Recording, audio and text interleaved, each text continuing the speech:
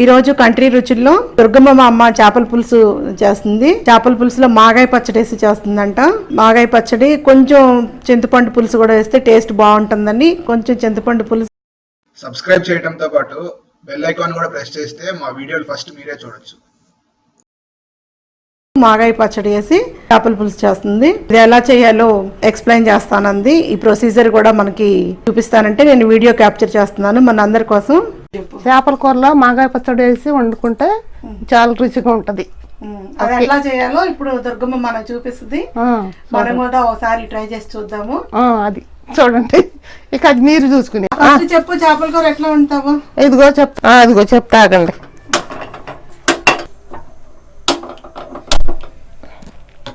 ఉల్లిపాయలు వేసాక చేపల ముక్కలు వేసి వినపడుతున్నా నేను ఒంగోలు చెప్తానా. చేప ముక్కలు వేసి కాసేపు వేగిన తర్వాత ఉప్పు కారం పసుపు వేసి కొంచెం ఎసరపోసి కొంచెం ఉడకనిచ్చి పులుసు పోయాలి. ఓకే, ఇక అదే చేపల కూర. గిన్నె వేడెక్కిన తర్వాత నూనె వేసావు. నూనెలో ఉల్లిపాయలు వేసి మగ్గనిస్తున్నావు అంతేగా. ఈ మగ్గిన తర్వాత కాసేపు అల్లం పేస్ట్ కూడా కాసేపు వేగిన తర్వాత చేప ముక్కలు కూడా కాసేపు వేగిన తర్వాత మన ఉప్పు కారం పసుపు అవి వేసిన తర్వాత మనం ఇది ఉంది కదా పులుసు కాకుండా మామిడికాయ పచ్చడి. ఆ పచ్చడి నూనె కాదు పచ్చడి వేస్తా. అది మాగాయ పచ్చడి ముక్క కాకుండా అదే వేసేస్తా. అందులో మాగాయ పచ్చడి వేసేస్తే అందులో వేసి కొంచెం ఎసరు పోసేస్తే ఉడికిపోద్ది. కాదుర్గమ్మ మాగాయ పచ్చడి వేసేస్తావు, ముక్క కూడా వేసేస్తావా? ముక్కలు కొంచెం వేగిన తర్వాత మాగాయ పచ్చడి ముక్కలు కూడా గుజ్జులాగా ఉంటది కమ్మా. మాగాయ పచ్చడి గుజ్జులాగా ఉంది అది. ఇంకా అది వేసేసి కొంచెం ఎసరు పోస్తే ఇక పులుసు మన చాలేదు అనుకుంటే పులుసు కొంచెం చింతపండు పులుసు అల్లం వెల్లుల్లి పేస్ట్ వేస్తాను. ఉల్లిపాయ వేగిన తర్వాత అది ఇదే కాసేపు వేగిన తర్వాత ఇదే వేయాలి. మన చేప ముక్కలు వేసి ఉప్పు కారం వేసి కొంచెం ఎసరు పోయి తర్వాత కొంచెం ఉడికిన తర్వాత మాగాయ పచ్చడి వేస్తాం.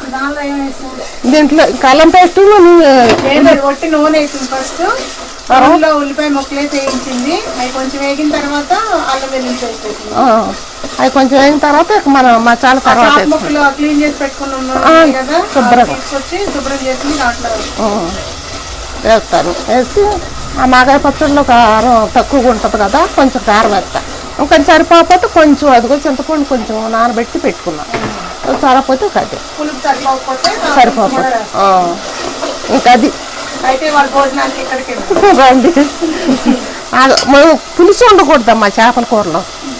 పులుసు ఉండకూడదు, ముక్క సరిపడే ఉండాల. ఉంటేనే కూర అప్పుడు రుచి వస్తుంది. ఊక చారులా చక్కగా ముక్కగా సరిపడే ఉంటది గుజ్జు. చేప శుభ్రంగా కడిగి క్లీన్ చేసి పెట్టుకున్న ముందే ఈ ముక్కలు దాంట్లో యాడ్ చేస్తుంది. ఇగో ముక్కలు వేస్తాను చూడండి. ముక్కలు వేసి ముక్కలు వేగిన తర్వాత ఉప్పు కారం పసుపు అన్నీ వేసుకుని కాసేపు మగ్గనిచ్చి కొంచెం అసరపోతే మాడకుండా ఉంటుంది కదా. చేప ముక్క తొందరగానే మెత్తపడుతుంది. ఇదేంటో ఇదంట జల్లని ఉంటాయి. ఏ చేపల కూరలోనైనా ఆవకాయలో నూనె వేస్తే బాగుంటుంది. ఎప్పుడు వేస్తాను నేను. ఇప్పుడు ఇది కదిలిస్తా. ఆవకాయలో నూనె తక్కువ ఉంటుంది అనుకోండి, మనం ఇక ఎట్టేస్తాం కదా. ముక్కలు వేసినాక కుదిస్తుంది అంటే గరిటె పెడితే మళ్ళీ చిరిగిపోతాయి మెత్తగా అయితే. ఇప్పుడు నేను సరిగ్గా తిరగట్లేదుగా. ఎట్టగట్ట ఎక్కడ కూర్చొని అన్ని కలిపి వేసి ఇక్కడ నుంచి వేసి ఇంకా పడుకున్నా. నేను వెళ్ళి పడుకుంటే ఈయన తిప్పితే పప్పులాగా అయిపోయింది. ఎక్కువ ఊడిపోయింది. తిప్పాడు కదా పప్పులాగా అయిపోయింది. ఇంకేం చెప్తా ఎట్టగట్ట తిన్నా. మా రాళ్ళకి అసలే కొట్టితే చేపల కూర అనుకో. చికెన్ అయితే అట్టే ఉండదు కదా. చిన్నమ్మాయి బాగుండిద్ది కూరలో. మటన్ కదా నువ్వు మటన్ లో కదా చింత చిగురేసి ఉండేది. మటన్లో మటన్లో చిన్న చిగురు వేసి మనం ఇట్లా అన్ని తాలింపులు వేస్తాం కదా, వేసిన తర్వాత కాసేపు వేసిన తర్వాత మనం ఏగనిచ్చి ఎసరు పోతే ఉడకాలి కదా మటన్. ఉడికి దగ్గరికి ఉడికిన తర్వాత ఈ చిగురు అందులో వేసేస్తే, అందులో వేసి తిప్పితే తిప్పేస్తే బాగుంటుందమ్మా. పచ్చి రొయ్యలను మన గోంగూర వండుకోవాలన్నా గోంగూర పచ్చిది మిక్సీ పట్టేసి పచ్చి ఏంటది మిక్సీ పెట్టేది? గోంగూర.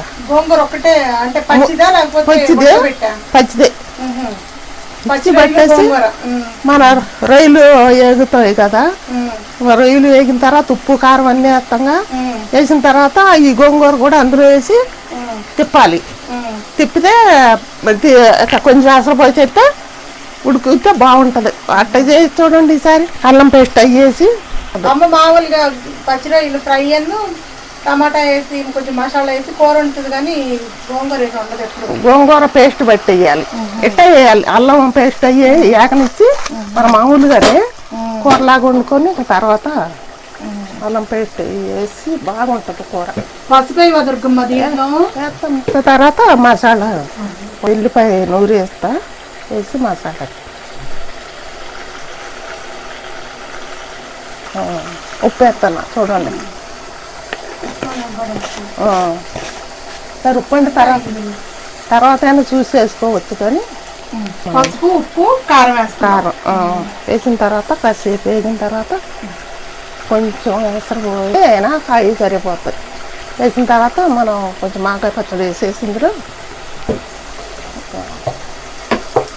కొంచెం ఎసరు వేస్తే కట్టు ఉడికితే బాగుంటుంది అప్పుడు కూర.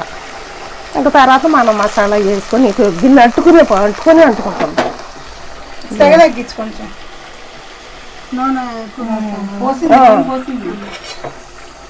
అంటుకుంటుంది. అది అల్లం పేస్ట్ వేస్తే తొందరగా అంటుకుంటుంది, తిప్పితేనే పాడైద్ది. కుదిలిచ్చు సార్.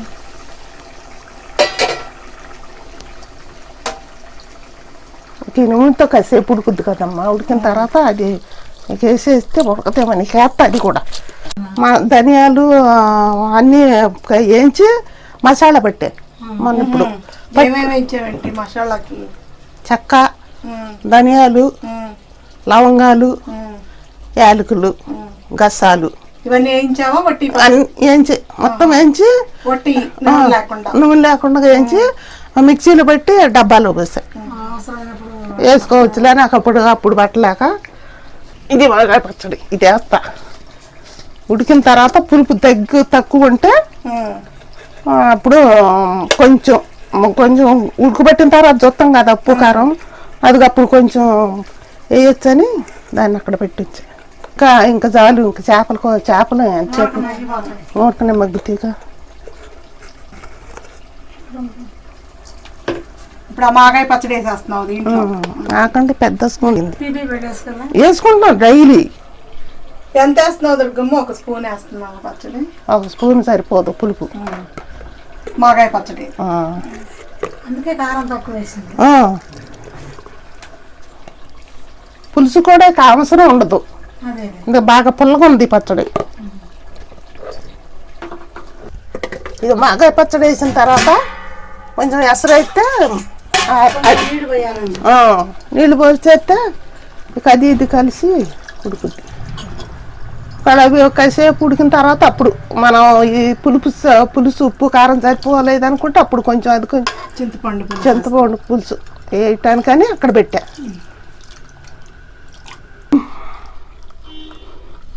ఓకే, ఇది కూర, చేపల కూర. ఈసారి వండి చూడండి.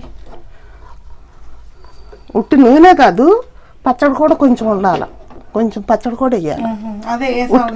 పచ్చడి కూడా వేస్తే ఇక అది ఇది కలిసి ఉడికిన తర్వాత పులుసు సరిపోతే ఏమీ లేదు, చాలపోతే అప్పుడు ముక్కకు పడుతుంది.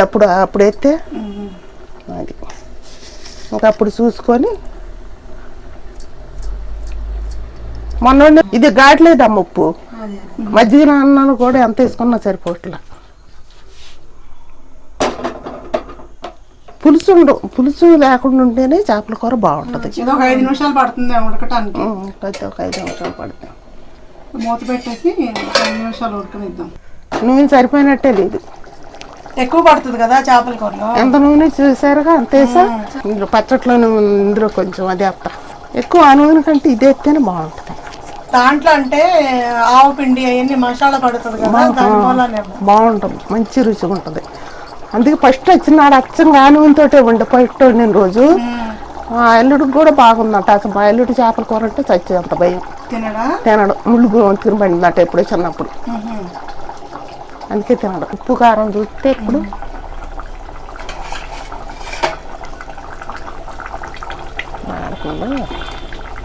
మాటల ఎంత పులుసు ఉంటే ఎందుకు మాడద్ది కానీ ముక్కలు ముక్కలు కనపడుతున్నాయి. ఏంటి మాగాయ సరిపోయిందా? అన్నీ సరిపోయినాయి. ఉప్పు కారం అన్నీ. నేను చెప్పాలి తిని, నువ్వు కాదు.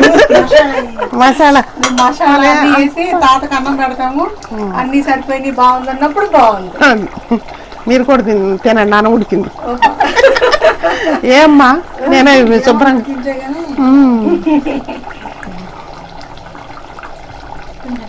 కొంచెం పులుసు పులగొండాలమ్మా మాకు కూర. పులుపు ఉంటేనే బాగుంటుంది. కొంచెం చింతపండు ముందే నీళ్ళల్లో నానబెట్టేసావా? శుభ్రంగా కడిగి 2-3 సార్లు నానబెడతా. ఎప్పుడైనా చింతపండు ఇది ఊళ్ళో తెచ్చింది, అప్పుడే నలబడిసి వచ్చిందమ్మా, ఫ్రిడ్జ్ కాదుగా, అందుకే ఏమని పులుపు చాలేదని చింతపండు పులుసు కొంచెం పెట్టుండేది. ఉడికిన తర్వాత ఇంకప్పుడు మసాలా పొడి వేసి బాగా దగ్గరికి ఉడికిన తర్వాత మొక్క సరిపడి ఉంటే పులుసు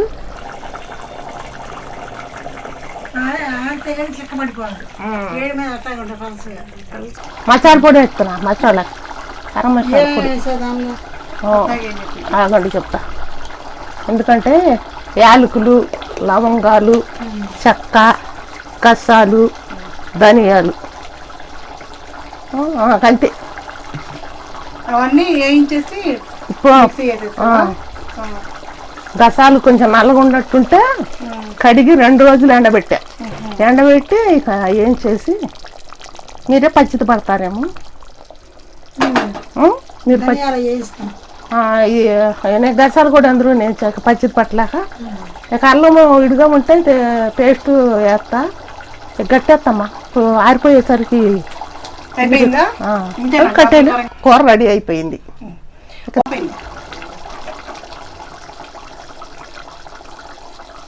తినేటివి రెడీ అయిపోయింది, తినేటివి. ఈ రెసిపీ మీరు కూడా ట్రై చేసి చూడండి. మీకు ఎలా వచ్చిందో నా కమెంట్ బాక్స్ లో మెన్షన్. రెసిపీ నచ్చినట్లయితే షేర్ చేయండి, లైక్ చేయండి, అలాగే నా ఛానల్ సబ్స్క్రైబ్ కూడా చేయండి. Thanks for watching.